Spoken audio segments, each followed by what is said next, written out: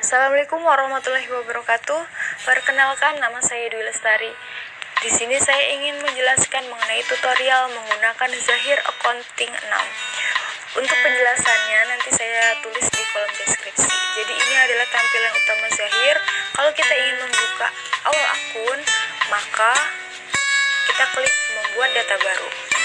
Di dalam data baru ini terdiri dari beberapa informasi mengenai perusahaan, seperti nama perusahaan, alamat perusahaan, negara, kota, kode pos, telepon atau fax, email, dan website.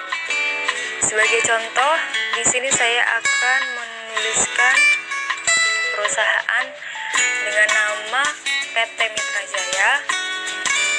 Alamatnya kita tulis Jalan Kemang Selatan,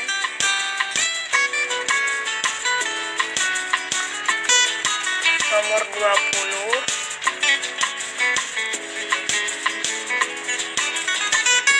Kebayoran Baru, Jakarta Selatan.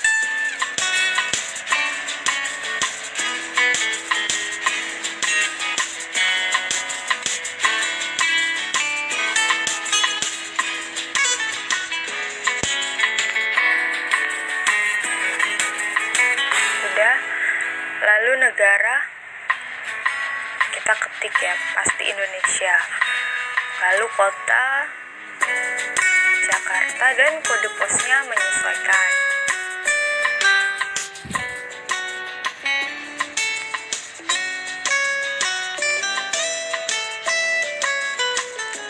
Lalu telepon atau faxnya kita ketik. Jika ada email dan website, kita ketik aja.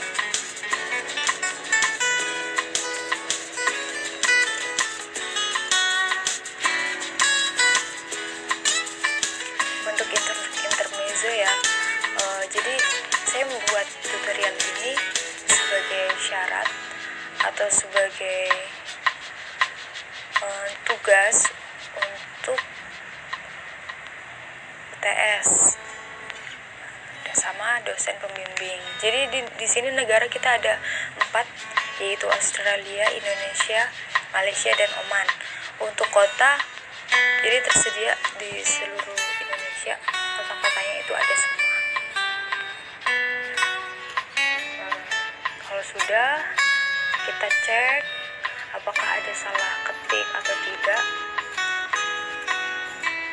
Setelah itu kita klik lanjutkan.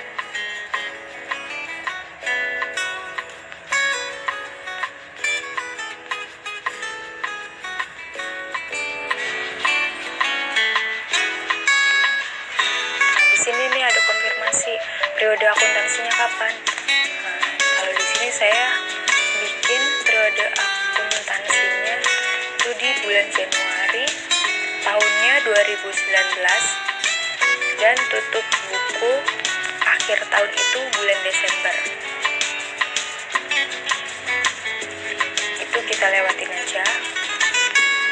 Nah, akan muncul konfirmasi lagi nih, konfirmasi akhir, nama perusahaan, alamat, kota. Jadi kita harus baca nih, sudah sesuai apa belum. Kalau misal sudah sesuai, kita proses. Kita proses, menunggu.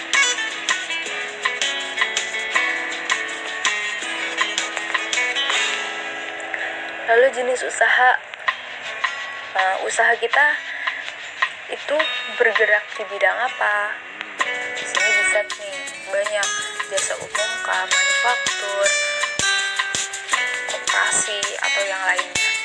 Jadi nanti akun kita itu akan disesuaikan dengan jenis usaha kita. Di sini saya pakai yang jenis usaha perdagangan umum.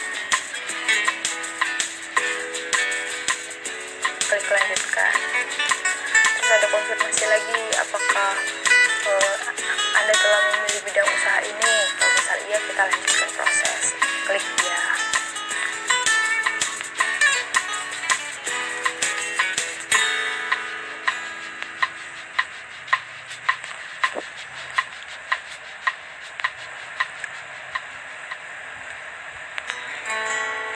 proses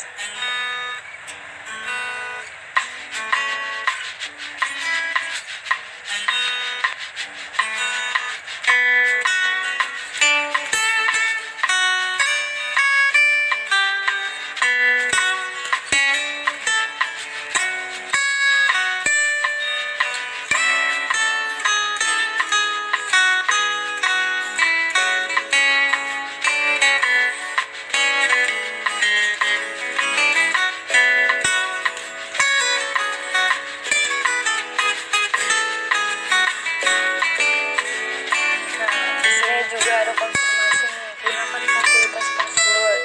Kita baca nih.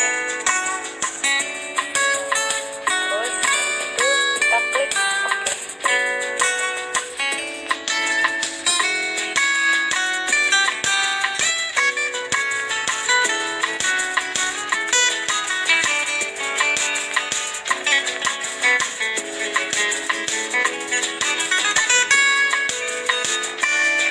Ada konfirmasi lagi mengenai setup data mata uang fungsional.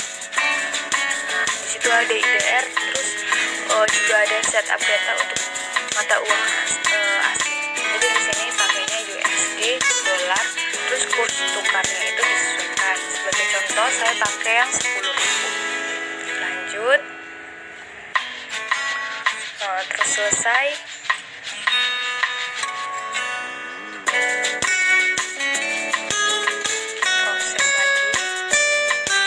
Dan seperti inilah tampilan awal kita dalam Zahir jika kita sudah mengisi segala akun-akun awal perusahaan. Jadi langsung saja kita bikin saldo awal neraca. Jadi setting saldo awal akun. Nah, sebelumnya saya sudah ketik seperti modal di setor dan lain-lainnya. Untuk nominalnya sudah saya ketik, tapi kita harus cek lagi ya, takut ada yang salah.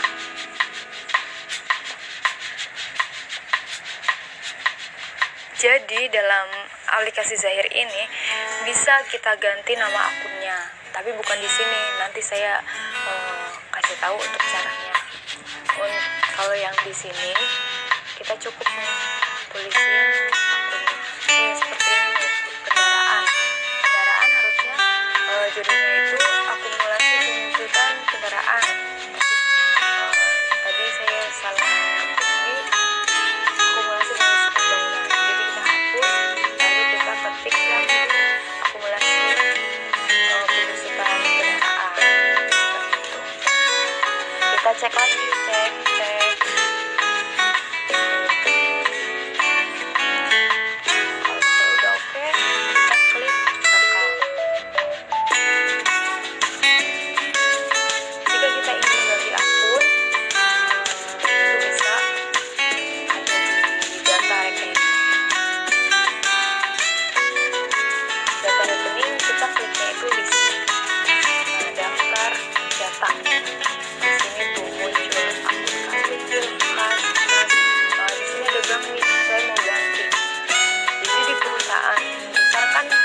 Kadang kita bekerja sama bukan hanya satu bank, ada 2 bank seperti Bank Mandiri, Bank BCA. Nah, di sini saya coba ketik di Bank BCA, lalu lengkap. Lalu kita cek lagi yang perlu diganti yang mana. Contoh nih, persediaan 1, persediaan 2. Pastikan nggak terlalu jelas kalau persediaan 1, persediaan 2. Jadi, misal kita di perdagangan umum bidang makanan atau minuman, jadi ini persediaan 1 makanan, rekam, dan persediaan 2 kita ganti jadi persediaan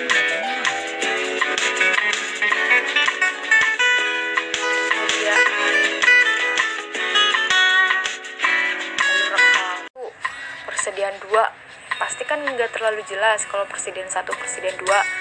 Jadi misal kita di perdagangan umum mengenai bidang makanan atau minuman, jadi ini persediaan 1 makanan, rekam, Dan persediaan 2 kita ganti jadi persediaan minuman. Persediaan minuman. Lalu rekam. Sudah, kita cek lagi yang perlu diganti yang mana, ataukah kita harus cek nih nominalnya sudah benar apa belum, seperti itu.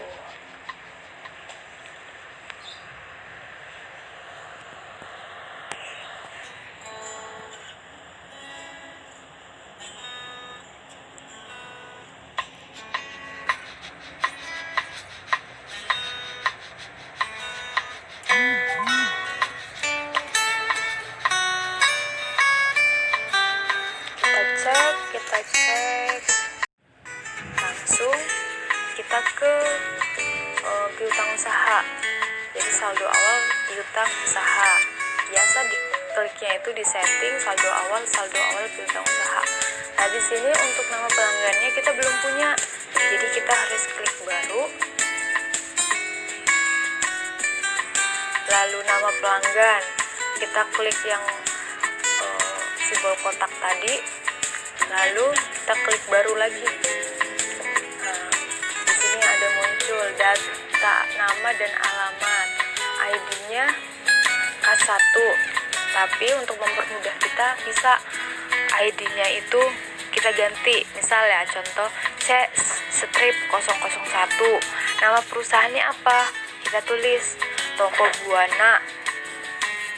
Lalu tipenya jangan lupa, ini kan piutang. Jadi piutang kan kita yang kasih utang ke customer, yang punya utang ke kita berarti customer. Jadi tipenya itu pakai customer. Habis itu rekam. Terus kalau ada NPWP atau NIK bisa kita cantumkan, tapi untuk sementara saya tidak pakai ya, untuk mempermudah itu. Nah, nama yang punya piutang ke kita, lalu kita mengisi saldo awal piutang usaha. Jadi tinggal klik-klik doang nih di sini kalau kita udah bikin nama pelanggan atau nama perusahaan yang punya piutang ke kita. Terus jangan lupa diganti tanggal itu, maksudnya tanggal piutang mereka ke kita kapan. Sebagai contoh ini tanggal 15 Desember. Terus nomor invoice jangan lupa diisi. Nah, nomor invoice diisi, lalu nilai piutangnya berapa, seperti itu.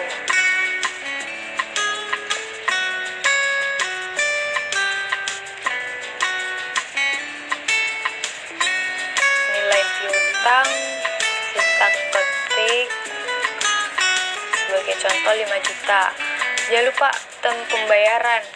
Jadi biasanya kan kebijakan perusahaan tuh kalau misal sebagai contoh nih, jika dia itu membayar piutangnya 10 hari, dalam jatuh tempo itu 30 hari, maka dia dapat diskon 2%. Nah, tapi itu tergantung dari kebijakan perusahaan masing-masing. Untuk yang di sini saya pakai yang itu mengisi saldo awal piutang usaha. Ada satu perusahaan sudah. Di situ kita